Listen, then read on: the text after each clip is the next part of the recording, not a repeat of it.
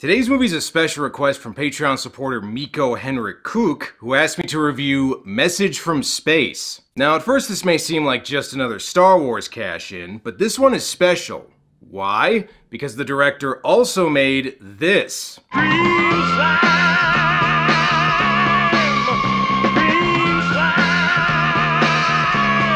This Star Wars knockoff may not have Caroline Munro or Junaid Arkin, but there is a chance it'll have a groovy soundtrack.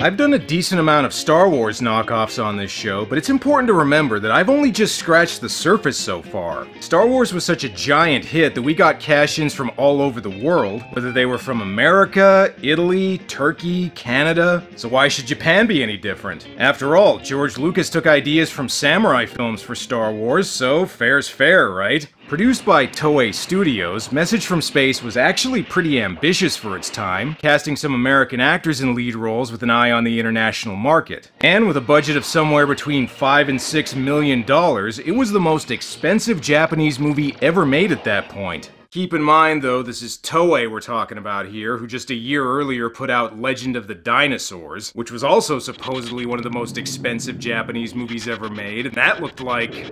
well, if you saw my video on it, you know what it looked like. Again, though, even if it doesn't look good, it still might have a funky soundtrack. The movie may take place in a galaxy far, far away, but luckily it's getting closer. Instead of opening with a text crawl, though, we get some narration to tell us what's going on. The planet Jalusia is on the verge of death. It has been conquered by the Gavanas, the mighty invaders from space.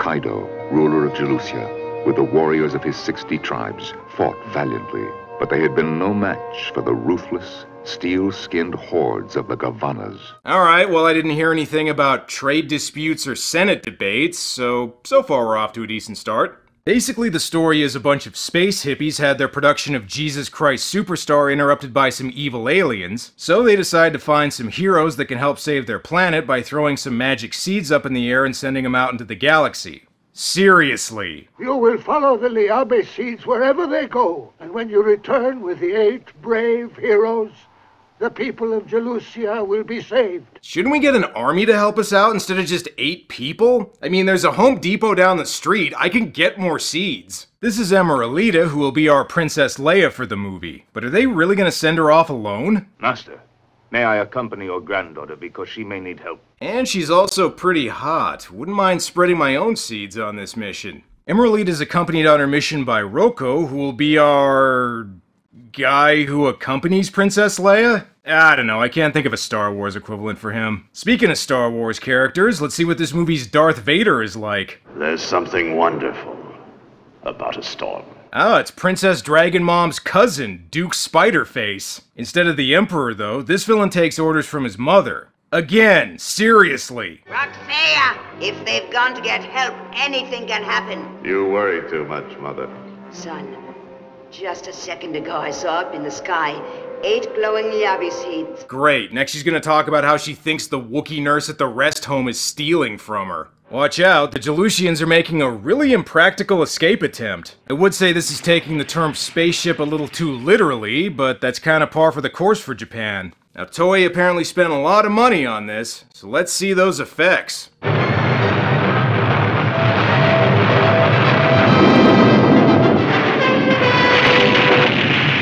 Yeah, I've seen worse. And in case you forgot what movie this is supposed to be cashing in on...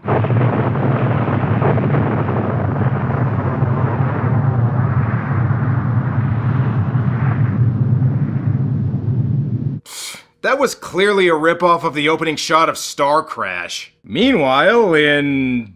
somewhere else in space, I see getting drunk on flights managed to survive in the future. Captain? Yes, miss? What is that? Oh, those are space fireflies. I never knew fireflies could exist in space. Well, space fireflies usually only last about a season and then a spin-off movie that doesn't do very well. Maya here wants to catch the fireflies, but just keep feeding her drinks until she passes out. We got our other heroes to get to. It's been a long time since we've been out cruising like this. Right. These two are Shiro and Eren, who I guess are supposed to be intergalactic street racers. They even attract the attention of the space fuzz. Stop! You are ordered to stop! Please obey the code! Will you stop? This movie may not have stormtroopers, but it does have state troopers, judging by this guy's sunglasses. I will say, though, these spaceship designs would be pretty good if this was a Battlestar Galactica cash-in. And once again, let's see those effects toys spend all that money on.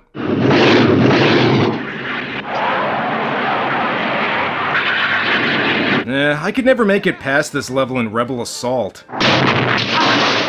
Congratulations, fellas, you just went from joyriding to attempted murder of a police officer, so instead of a fine, you're now fugitives. Which kinda makes me wonder if this is actually a prequel to Fugitive Alien. Oh, and you're stranded on an alien planet with no way off. Oh well, at least you'll have some walnuts to snack on before you have to start eating each other. I think this is really ridiculous. Okay, easy fellas, we're not even 15 minutes in. There is way more ridiculous shit coming up. Probably the most recognizable actor in the movie is combat star Vic Morrow, seen here behind the scenes on his lunch break. Vic plays General Garuda, who just had a funeral for a friend. What was that object just launched? What's going on there?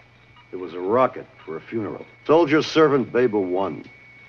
My robot. Military order said he was outdated and had to be scrapped. Damn it, Garuda! You know all outdated robots are supposed to be melted down and recycled into real dolls. And if this robot isn't outdated, just what the hell did the other one look like? I know something that'll cheer Vic up. Some space disco.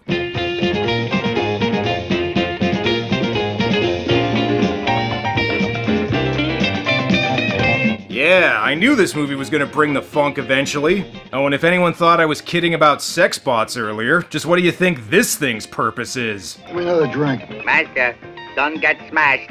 Must find place to crash tonight.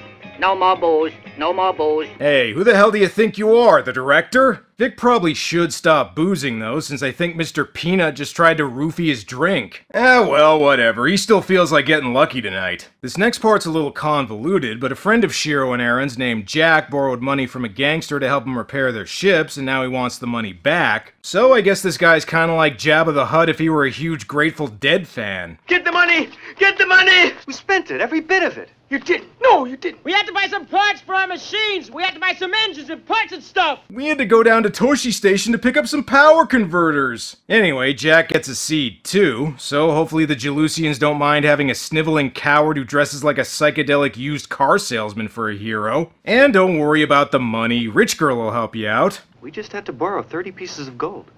If we don't pay those gangsters back, they're gonna shove us down in quicksand. Oh hey, better than being frozen in carbonite. And you already owe money to the mob, you don't need a speeding ticket on top of it. Shake it, will you? If he catches us, we get 3 years in the cooler. Oh, don't worry. They don't call me kamikaze for nothing. Okay, kamikaze is not a good nickname for a pilot. Not that it matters though, if you crash, all you need is a breathing mask to survive in space. Jeez, by the looks of it, most of the budget was spent on a local TV station's mixing board. I keep expecting to see a star wipe. Just like in Gamera Super Monster, a lot of the effects scenes were shot on video rather than film, and they look like...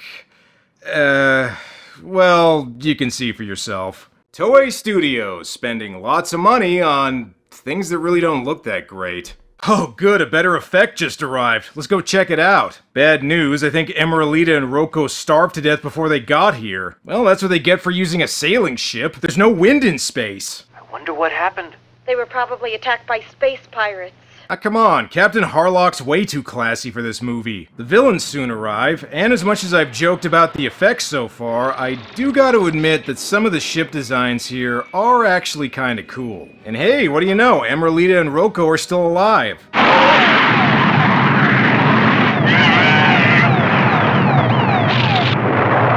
The space cop, however, is fucking dead. Maybe we should tell the police. Yeah, sure. Do that and the fuzz will know we were horsing around in the prohibited area. And we're good for 3 years in the space clink. And you know what they make you do in there? Toss the space salad. Hey, what's all this noise? We're filming one of your scenes, Vic. Now get up, will ya? Pretty convenient that Garuda's also here. Unfortunately, he took a whiz on the floor before he passed out. Now that our heroes are finally gathered together, Emeralita realizes her homeworld is well and truly fucked. I should slit your throats. That's what I should do. No, Rocco. You must believe in the glorious seeds. These people are the ones who were chosen. Are you sure the seeds weren't meant for a more competent group of heroes, like maybe the cast of Red Dwarf? Oh well, now that they're here, might as well give them some exposition about what's going on. Our planet was so happy. Until the Gavanas army came. Crushed by the Gavanas, we made a last request to the Jelusian god of Liabi. This is what he said. 8 will find the holy Liabi seeds, and those 8 will save us. You know, if I hadn't seen the beginning, I'd swear she just dropped too much acid at a Midsommar festival. And again, I don't think the seeds picked the right heroes. And these young men, they don't seem to me as if they could even handle a weapon. That's right, we can't. Yeah. No wars for me.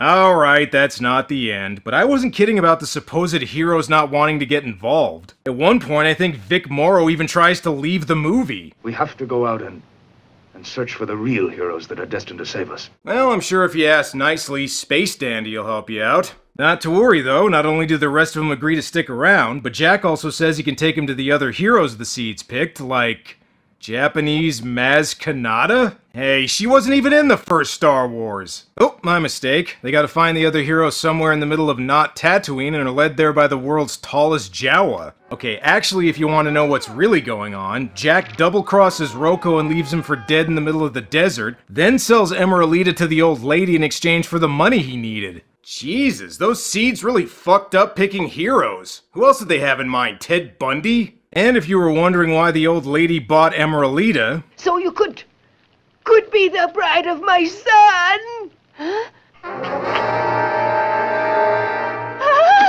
Look, back in my college days, I got a little crazy, you know, experimented with some girl-on-frog stuff, but Space Roe v. Wade hadn't passed yet, so now I'm stuck with them. Oh, thank God, the villains are here to rescue Emeralita from the horrible situation the heroes put her in.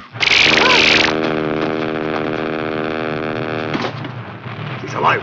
Take her. I don't know what they're planning on doing with her, but it can't be any worse than whatever kinky shit this thing had in mind. Great, so not only did the seeds pick complete duds for heroes, but now Emeralita's been captured. You know, I think the Jelusians' planet deserved to be conquered. But I know one thing that'll save the day. More space disco.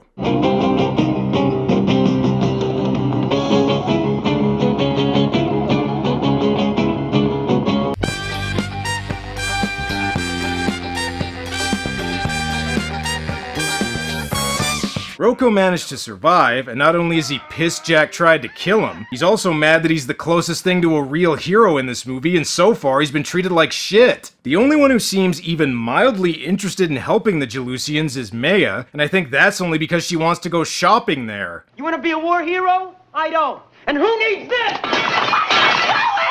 I hate you all! Yeah, they are kind of assholes, aren't they? Don't worry, Maya, you got your own seed now, which means you don't need him anymore. Alright, come here, motherfucker. You're gonna take part in this story whether you like it or not. Actually, this is a dream sequence showing that Aaron's really in love with Emeralita because... sure, why not? God, even the movie seems like it's struggling to find a reason to include these guys in the plot. Despite throwing their seeds away earlier, they end up getting them back, including Jack, who I'd like to point out tried to straight up murder Rocco and sell Emeralita into sex slavery earlier. Forget giving him another chance to be a hero, this guy should be in fucking jail, and not just for his crimes against fashion. But uh-oh, Aaron didn't get his back. Take it easy, be a little patient, you'll get one. Hey, don't bother me, I'm not a kid.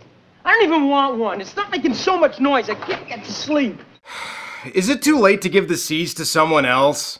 Like anyone else? Instead of the Death Star, the villain's lair looks like the most awesome action figure playset ever. So blah blah blah, tell us where the rebel base is or we'll blow up Alderaan. You know the drill. The Gavanas also discover the location of Earth and are immediately impressed by its educational nature slideshows. Mother, don't you think that the planet Earth is the only suitable place for the Grand Palace of the Conqueror of the Universe? So then it's agreed. He can build the Imperial Palace on Earth and get a condo for his mom in Boca Raton, Florida. Instead of sending out some ships, the Gavanas instead decided to just move the entire planet. I'm not sure where they're gonna put it once they get to Earth, but whatever. That's no moon. That's a space cache-in. I know I just compared the planet to the Death Star, but don't send ships out to destroy it yet. We're still only halfway through. They want war.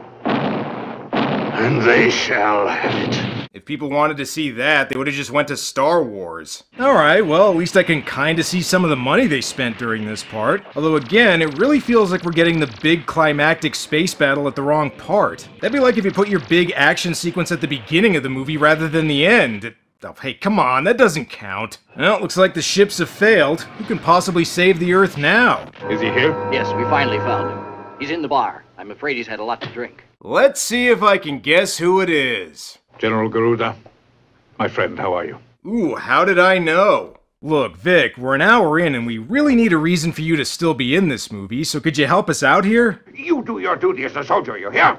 I'm not in the military anymore.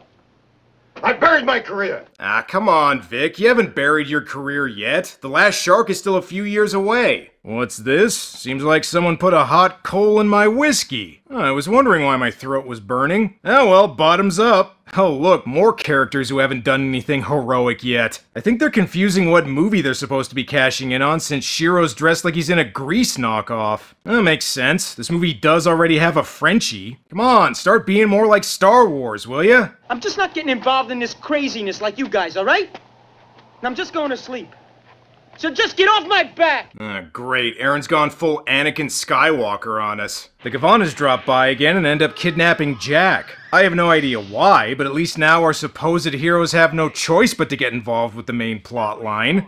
Look! Look! Ah, would you look at that. Aaron finally got his nut. Now he can actually be a hero.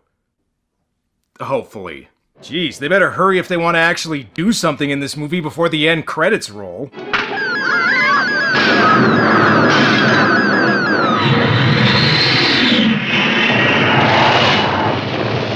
What are they, dead now? God, even when they try to be heroes, they suck. Bad news, I think he just landed on the angry red planet. Oops, my mistake, it's actually a Super Sentai show. This is Prince Hans, a Gavanan that rebelled against his people who also has a special seed. And because he was alone on this planet, I guess that makes him Hans Solo? Whatever, that's basically the same joke the real Solo movie made. Hans is played by veteran actor Sonny Chiba, named after the thing you should be smoking to fully enjoy this movie. My friends, I will follow the will of this seed. I will join you four in your mission. Are you sure? 'Cause they haven't been very reliable so far. Anyway, what are the villains doing? Earth, why are you the most exquisite sight my eyes have ever beheld? Why do you excite me? Why? Does he want to invade the Earth or fuck it? General Garuda shows up to try and negotiate with the Gavanas, wearing his finest Liberace cosplay for the occasion. And because this is a Japanese movie, all negotiations are settled via Nintendo light gun duel.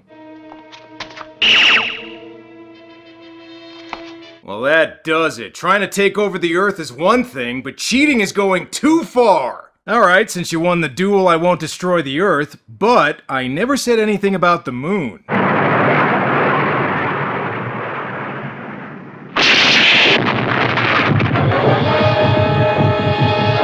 Alright, not quite as impressive as a Death Star, but you get the idea. Well, I was drunk enough to think I could pull off this outfit, so now I need to get so drunk I don't care that I'm not. At least Vic Morrow tried to do something, the other heroes haven't even got there yet. Ready for firing position?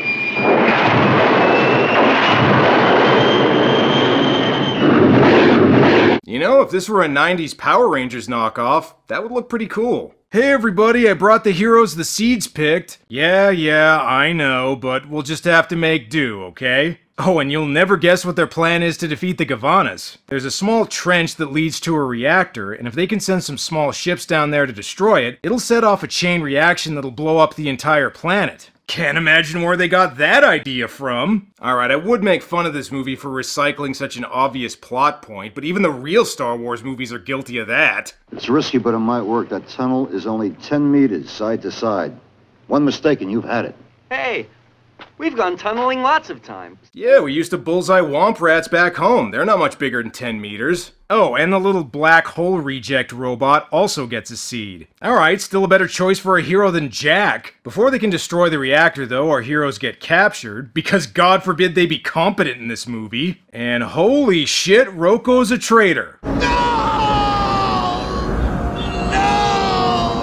It make a lot more sense if Jack was the traitor, considering he already tried to double-cross the Jalusians. But for some reason, this movie keeps trying to make him a hero. Not that it really matters, since Rocco has a change of heart about 5 seconds after it's revealed he's a traitor. So, looks like this is the closest we'll get to a Vader redemption moment. Oh, and the other twist is that he's really the 8th hero the Seeds picked. Not sure why they waited until right before he's about to die, but the Seeds don't exactly have the greatest track record so far. Alright, time for the big action climax. Even though it kind of feels like we already had that earlier. Oh well, like I said, some of the model work and spaceship designs here are pretty cool. One thing's for sure, this beats the hell out of the final space battle from War of the Robots. Also like a Star Wars film, we get multiple action sequences happening simultaneously. Sonny Chiba even gets a sword fight next to some artwork from the Marvel Comics adaptation of the movie. Alright, time for Prince Hans to face off against Roxea.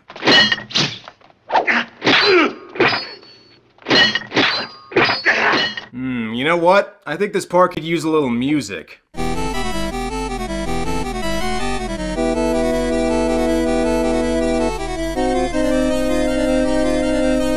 I decided to use an 8-bit version of Duel of the Fates because I didn't want the video to get flagged.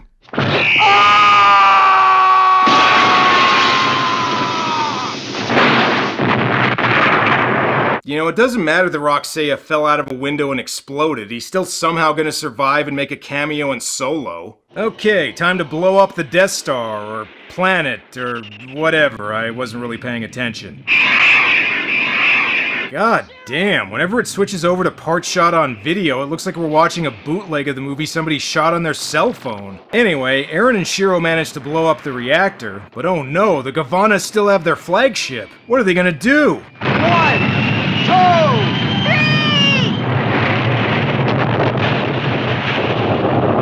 Did they all just die? It's okay, they ejected at the last second. They're not gonna get killed off until the sequel trilogy. And so our heroes save the Jalusians' home planet by completely destroying it. Seems a little counterproductive, but hey, they are the heroes the Seeds picked after all. Thanks to all of you here, we Jalusians are saved. But since you blew up our planet, is it cool if we crash at yours for a while until we find a new one? Our heroes instead decide to help the Jalusians find a new homeworld, mainly because they're still wanted for that space cop's death earlier. Time to set space sail. Hopefully they brought enough lemons to avoid getting space scurvy. While it didn't lead to any sequels, there was a spin-off TV series called Message from Space Galactic Wars, which really made the whole Star Wars thing obvious with the title. It even decided to throw in a Chewbacca knockoff for good measure, cause fuck it, everyone can tell what we're doing by now. So there's the most expensive Star Wars knockoff I've done on this show so far. Bit of a shame they didn't spend more time on the script. Movies like Inframan and Star Crash had silly, nonsensical plots, but they also had an almost childlike sense of fun and enthusiasm that made them entertaining. Here, the plot really meanders all over the place, and like I said, the so-called heroes don't even really do anything until the movie's almost over, and some of them don't even end up doing anything at all. I still have no idea why the fucking robot was picked as one of the heroes. There's enough strange, colorful things happening on screen to keep your attention, but considering this was the most expensive Japanese movie ever made at the time, the effects range from okay to not as okay. I guess most of the budget must have been spent on Vic Morrow's booze bill. It's not the worst Star Wars cash-in I've seen, but considering Japan usually does this kind of grandiose space opera stuff really well, it's a little disappointing. But if there's one thing we can be grateful for, it's that they never made a Message from Space holiday special. That I'm aware of. Well, that's all for now. Until next time.